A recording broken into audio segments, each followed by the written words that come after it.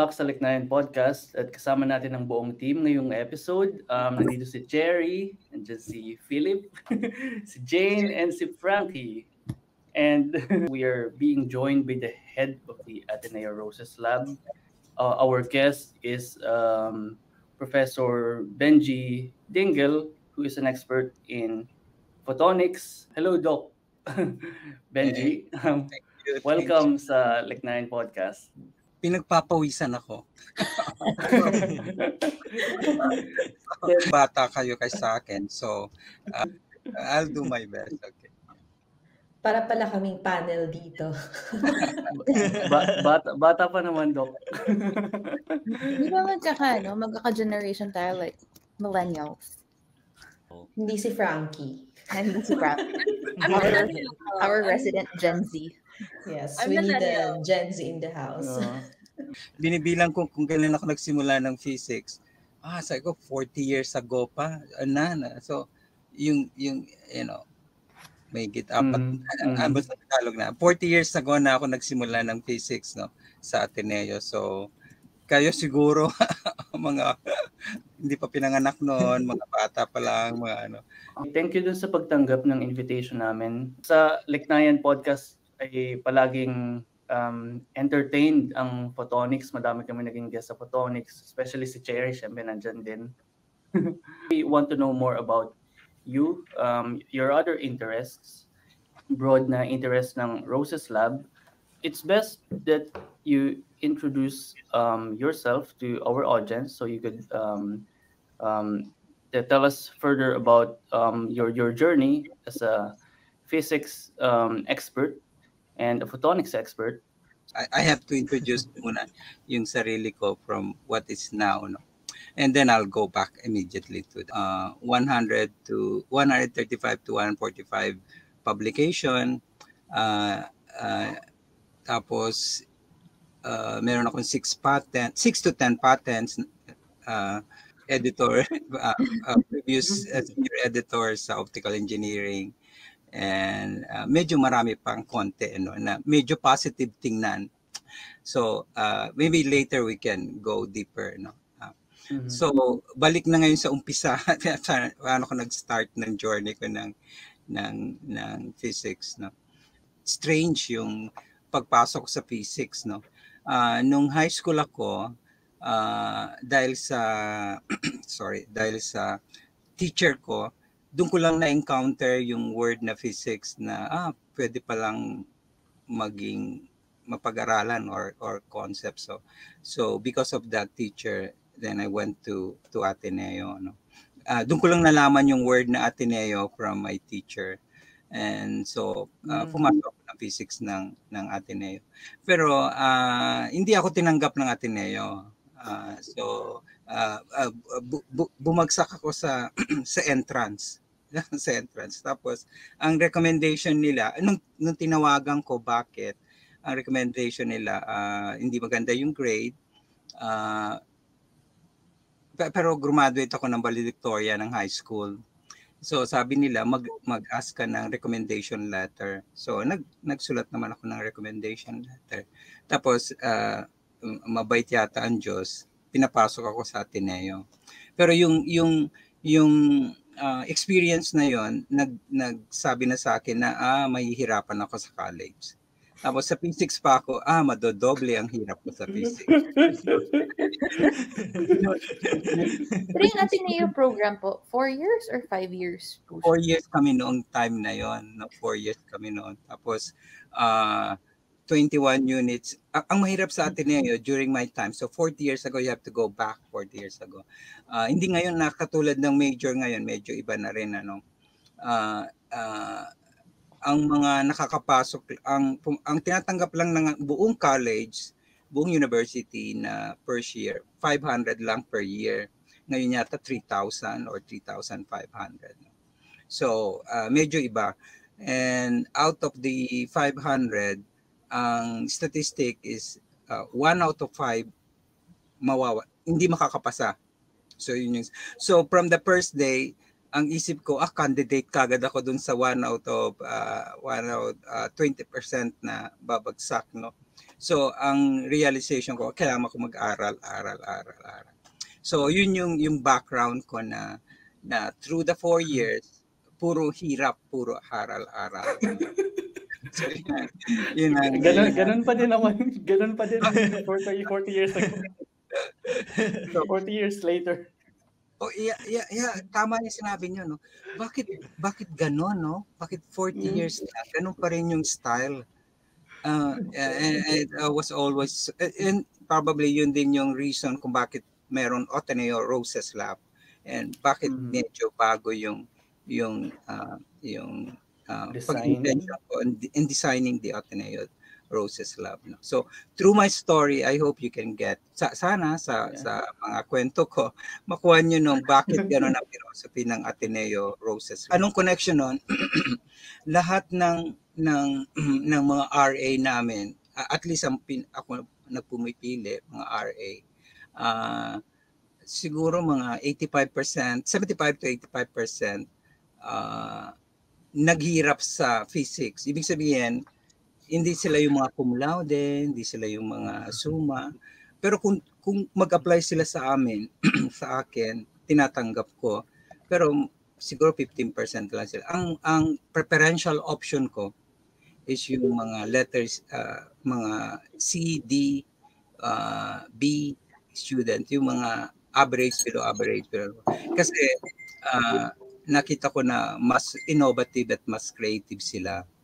Kasi you have to survive in the university, so you have to learn how yung survival technique. Kailangan kasi yung bata to survive yung 4 or 5 years, kailangan malaman niya yung mga technique how to survive, no? Kasi ang daming klase, ang daming time, short lang ang time. So, nakakalimutan ang maging creative. Yung Ateneo Roses is medyo iba yung principle na ginagawa namin. No? So, curious ako kung 40 years ago, ano yung favorite na naging subject na nag-keep sa'yo in going in physics despite yung challenges. So, strange din yan, ano, kasi first year namin, 4 lang kami pumasok ng physics sa Ateneo. Ang buong department namin, 10 lang kami. First year to 4th year, 10 lang kami. So, yung first year namin, 4 kami. Pagdating ng second year, umalis yung isa, pumunta ng UP, nag-law. Second year, yung second year, nagpunta ng Eco Honor, magaling naman talaga siya. Tapos yung bago mag third year, yung isa nagpunta ng business management, no, business engineering. So ako lang natira. So nung third year ko, naghahanap na rin ako kung saan ako mag-shift, no, kasi lahat ganun ang nangyayari, nag-shift. So yung tanong mo, ano yung nag-stay sa akin sa physics?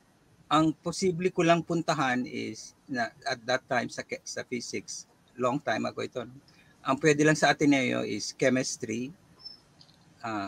Hindi naman ako marunong ng chemistry. Biology. Ang hirap-hirap naman ng biology. So wala. So wala talagang na. No? So, nakaisip lang ako sa physics. No? So, physics yung boto. So, no? After getting the degree back then, ano yung favorite subject or branch? After ng graduation ko ng physics, nag-reflection ako, nakita ko, hindi ako yata sa physics talagang. May love ako. Wala. Actually, merong computer engineering, nagsimula na ang computer engineering program sa Ateneo ng ang physics ang nag-administer. So, I jumped to the computer engineering. And then doon ko nagustuhan ang learning, no? Doon ko nakita rin yung separation. Sa physics, for that time, ang lahat ng learning ko nandito sa isip. Nung nasa engineering ako, medyo nagre-reflect ako, wala akong learning by hands. So, yung computer engineering allowed me to learn yung by hand. So, by some mysterious way, medyo modestly nasa top ako ng mga klase ko, mga medyo by mga A ako. Okay, lahat A yung class ko. Tapos napas ko, madali ang computer engineering. So baka computer engineering talaga ako. After 1 year ng computer engineering, kasi RA na rin ako doon, RA ako sa Pilipinas, sa Ateneo, first RA ng Ateneo. At that time, ang trabaho ng RA, personal assessment ko lang ito, ang RA is between the janitor and the technician. Yan ang RA. Kasi wala pang RA noon eh. So, ako, pero gusto ko yun kasi I'm learning by my hand eh. Medyo natigil yung brain lang, ano? Isa rin yung reason, yung roses, makikita nyo mamaya. Siguro pag in-explain ko, makikita nyo na yung learning na yon itina-transfer ko sa physics, no. Yung Ateneo, kaya yung roses is research on optical science, engineering and system. Kailangan may engineering, kailangan may science, no. Yun yung way of yung processing ko.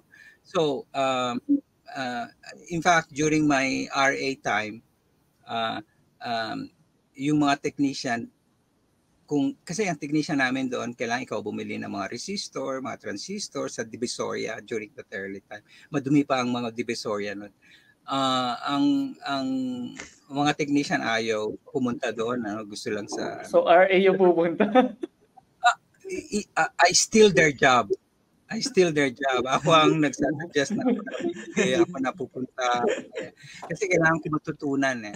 So I try to learn and walk the learning experience, no. So sila naman natutuwa sila noon. Yeah. Pero after mga 6 months, 3 months, medyo natutunan ko na lahat. Of course I kind of move and advance, no. Pag natutunan ko na, I go and advance, no. Pero may mga mahihirap na portion, no, na nung graduate ako, nung nag-RA ako sa physics, meron akong kasabay na management engineering, one of the best department na. So management, malaki ang tingin namin sa management engineering. Nakita niya ako naglilinis ng lab. Nakita niya ako tapos sabi niya sa akin, bakit ka mag-waste ng 4 years in physics? Yan ang trabaho mo. I was so surprised na of course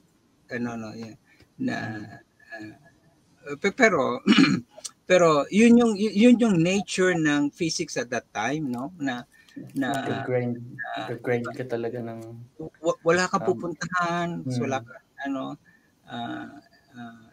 maliit ang tingin.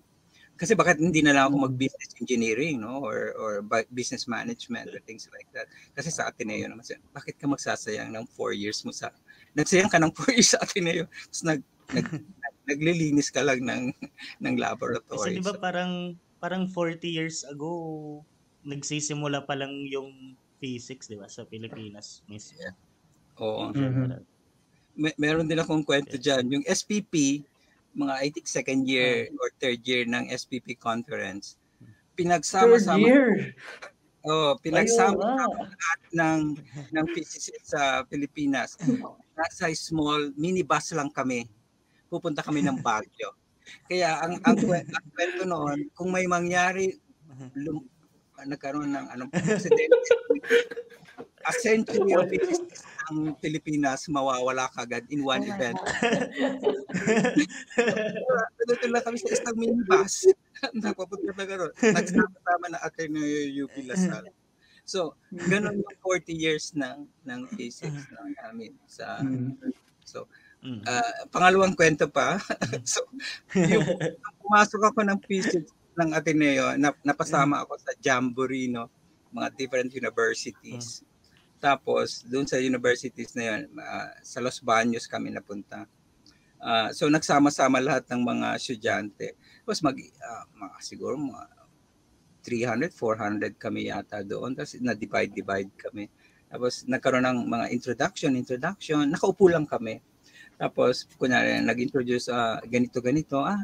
nurse kinukuha mo, siguro gusto mo maging nurse. So, ito naman, maging lawyer kasi nag-political science. Dumating sa akin, ang sabi sa akin, okay, ano kinukuha mo? Sabi ko, BS Physics. Ang sabi ng katabi ko, gusto mo maging physical therapist? You know? Physician. That's how the physics of 40 years ago. No? So, ngayon, maswerte na kayo.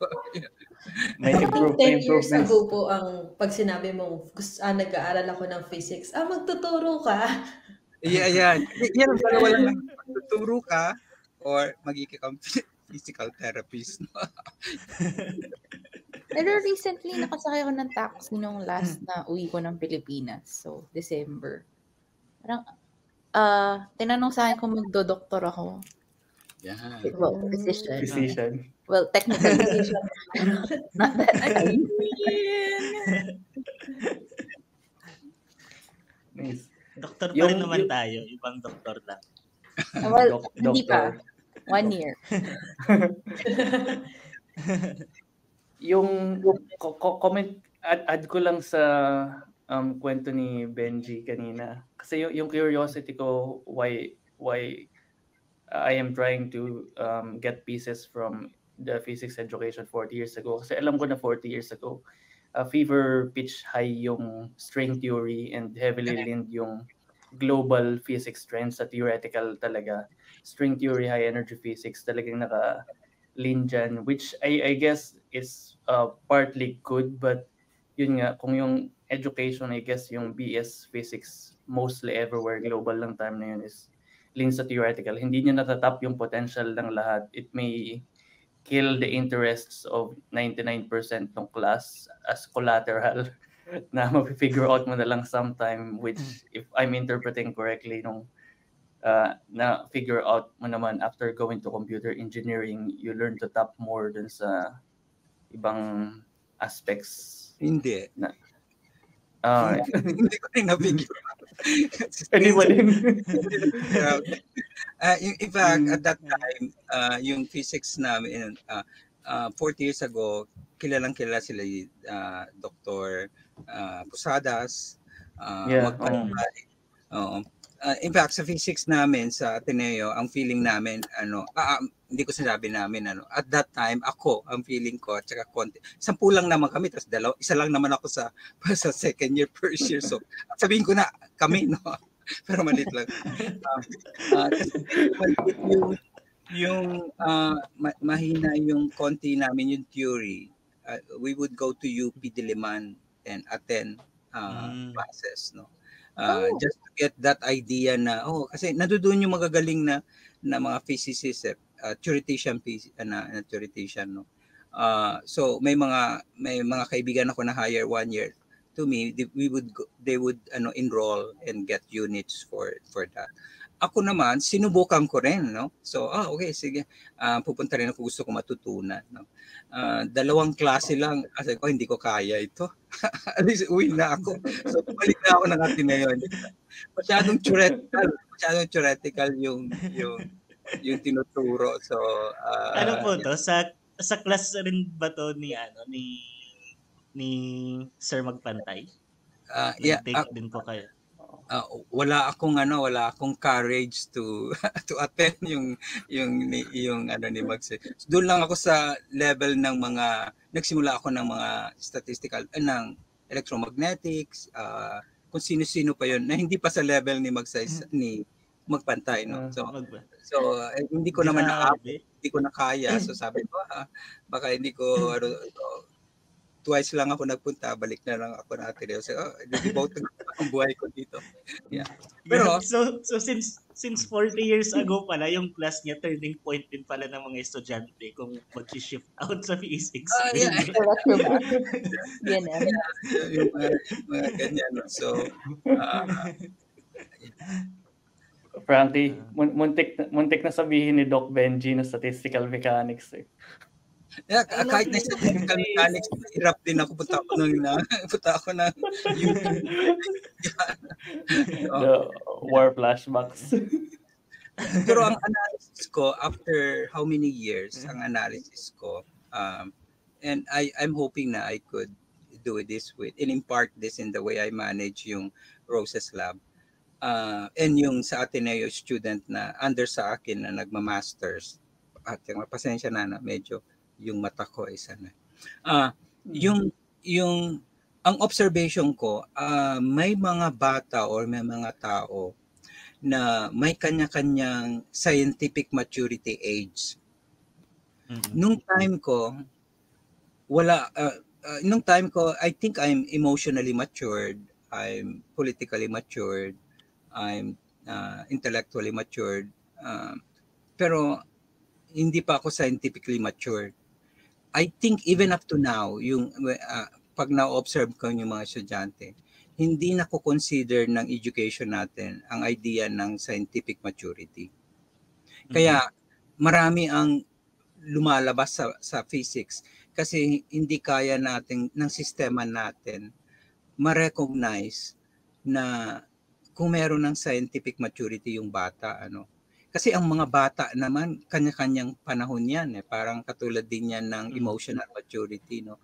Sa atin isang weakness natin sa tingin ko, hindi naman sa mali, no, pero hindi natin na evaluate yung scientific maturity ng bata. And at that time, hindi ako scientifically mature, no. Actually, kahit nag-graduate ako, hindi pa rin ako scientifically mature. Nag-master ako, hindi pa rin ako scientific mature. Naging mature lang ako nung nag-postdoc na ako. So yung maturity, hindi kayang mabilis na ma-assess kagad, no. Pero kailangan natin tulungan ang ating mga estudyante, mga bata na tingnan yon. Kasi kung titingnan ko sarili ko, kung walang may paniniwala sa akin, siguro hindi na ako physics, no. Yeah. Pero sorry. Ano po yung definition niyo? What does it mean to be scientifically matured? Okay, okay. Yeah. I-answer ko na lang yung mga tanong niyo by kwento. Kasi strange ang pananaw ko at strange ang buhay ko, no. So I cannot give a very complete answers, no? So nung nagmasters ako sa trying to answer your questions, no. Nung nagmasters ako dun sa Osaka University under scholarship, yung professor ko na na-meet ko sa Pilipinas tapos tumanggap sa akin. Ang sabi niya sa first year ko, hirap ako kasi mahirap talaga yung napunta ako sa Applied Physics, Department of Applied Physics sa Osaka. Ang intention ko is computer engineering. So, nung nalaman ko na inilagay ako sa Department of Applied Physics, pinuntahan ko kagad. Sabi ko, mukhang nagkamali po yata kayo, no? Ang ina-applyan ko is computer engineering. Ako napunta sa Applied Physics. Alam ko babagsak ako pagpunta lang ako ng physics. Mawawalan ako ng scholarship. Sabi ko, ito yung sabi niya sa akin, no? Ito yung sagot kay Cherry. And dalawa yung sagot Cherry, no? Ito yung unang sagot niya sa akin. Sabi niya sa akin, if you finish physics, after finishing physics, the first thing that you will have to do is to learn engineering, how to think like an engineer. Kung ikaw naman natapos ng engineer, the first day after graduation, you have to learn how to think like a physicist. Hindi ko alam kung anong ibig sabihin niya, no? So it took me about 5 more years to realize kung ano ibig sabihin niya. Pero that's what we do in Roses. So sabi ko, okay, I will try. I will try. I will do it. Every year pag ito yung pangalawang sagot niya, no. So every year hindi maganda yung performance ko by myself evaluation. Pupunta ako siya, sir, Professor Minami. Medyo delikado yata. Hindi ko alam kung ano na ano. Sabi niya, don't worry, it will come. It will come. Yun yung sabi ng scientific maturity. Sabi niya, it will come, it will come. Ano yung what will come? I mean, hindi ko alam. Nagwo-worry na ako, baka mawalan ako ng scholarship first year. Tapos pagdating ng second year ko, ganun din ang thesis ko. I did my work, pero compare sa mga Japanese counterpart ko, mga magagaling sila, hindi mo naman masasabing maganda, no? Tapos lalapitan ko na naman siya. Sabi niya, don't worry, it will come, it will come. So ako second year na ito, it will come pa rin. Tapos then medyo na ako worried whether I can go to my PhD, no? And at one day, bago nilapitan niya lang ako and sabi niya sa akin, gusto mo ba mag-PhD? And I didn't understand kung bakit gano'n, ano. Tapos, sabi ko, of course, okay, I would love to do that, no? Pero ang requirement ng PhD namin, of course, every year kailangan may publication ka. Tapos, journal publication. In 3 years, dapat 3 publications. No? So, first year ko, wala akong publication. Isa Japanese scholar ko, meron na publication siya. No? Lapit na naman ako sa professor ko. Don't worry, it will come. It will come. So, always it will come, no? Pero, on the 4th year, on my 4th year na, yung first year, second year ng PhD ko, wala naman akong paper. Mahirap kasi mag-ano ng paper, no? Pero yung Japanese counterpart ko, wala rin siyang paper. So pareho na kami ngayon, no? Nagbo-bottom lang kayong dalawa, okay lang. Isa na kami. Pero nung third year ko, nakakuha ako ng 3 publications. I was able to write 3 publications. So yung idea ng scientific maturity depende sa tao depende sa at that time meron akong 50% sa tingin ko ng scientific maturity when I was able to do it. Yeah. Kung pa-explain. Pasalamat na lang ako may mga guro or mga professor na hindi nag-i-evaluate ng tao based on pwedeng complex ng concept ng scientific maturity, feeling ko. Yeah. Kahit ako, pinag-iisipan ko din kung ako ba na-reach ko or kung kailan, kung if ever may reach, hindi ko sure eh.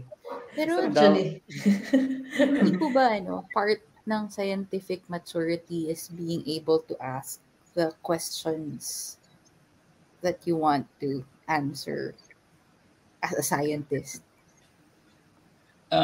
Or is that a completely different thing? Hindi, to be honest, hindi ko alam, no. Ang masasabi ko lang is pag nakita ko yung bata tapos nakausap ko, may sense ako na meron na siyang konting maturity. Hindi ko ma-define, no. It's just a sense of what is scientific maturity, no. Yung pag nakita mo, mararamdaman mo, no, kung mapapansin, no. So yun yung aking subjective meanings, no. On an objective ways, trying to be objective, no. Hindi ko alam kung tama, trying to be objective on scientific maturity. Ang scale ko noon ng scientific maturity is kung pwede na akong maging original thinker, no.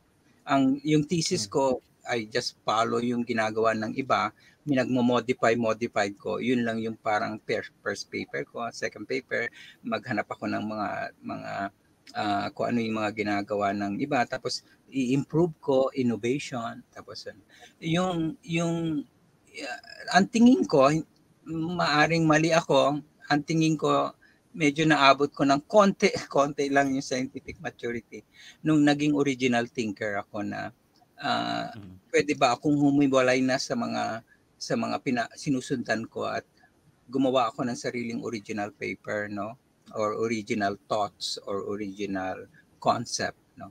So nagawa ko lang yun nung after my postdoc. So Doon lang yung ano. Pero hindi ko alam kung ano yung talagang definition. Objective. Based I guess, on your ano po, based on your subjective definition. Para sa akin yun. Ganun, i-define ko sarili ko sa ganun, no? Pero, i-define, kung tatanungin ako, kunyari, si student A, student B, student C, meron ba siyang scientific maturity? Ang gauge ko is really pakiramdaman. Makikiramdam ako, no? So, ano pong pakiramdam niyo sa amin? Based on this very limited interaction, ano po ang evaluation niyo?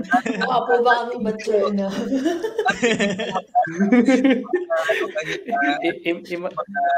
Mga ano kayo, mga very innovative people, no? Kasi innovative na lang. To enter this type of learning does not require usual way of thinking.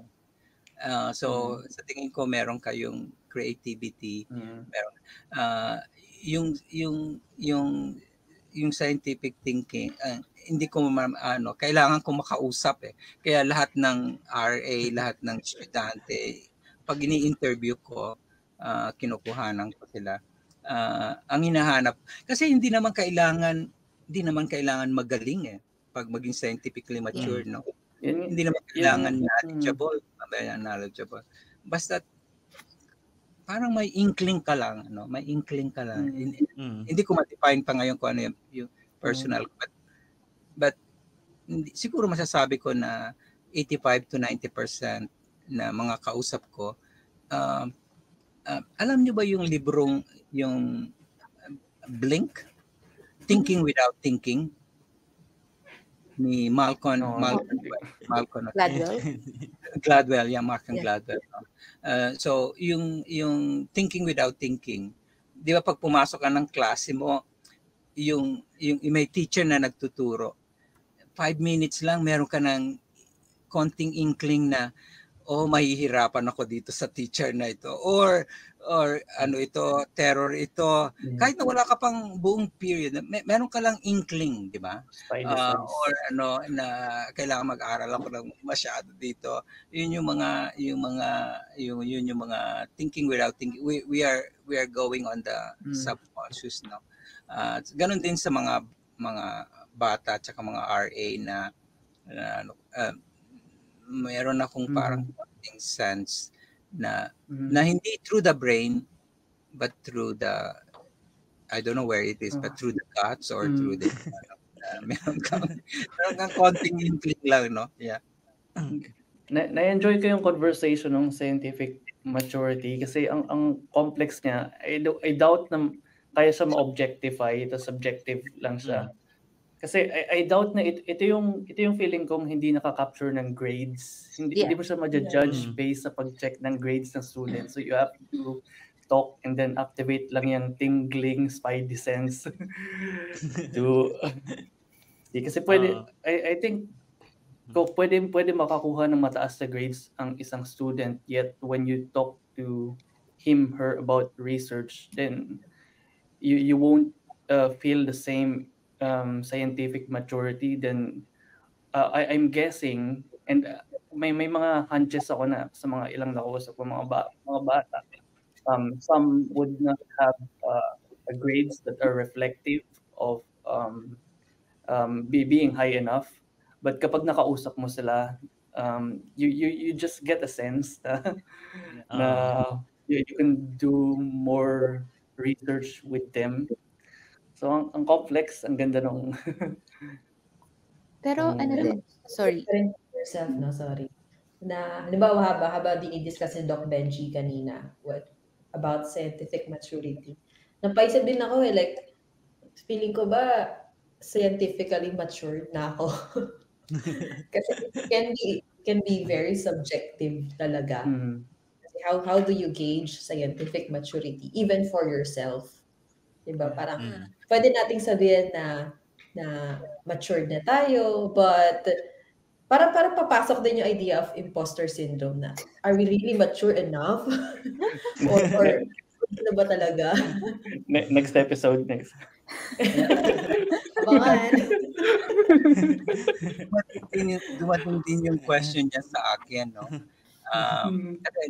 Siyempre, sabi ko nga, kinonsider ko yung scientific maturity subjectively after my postdoc.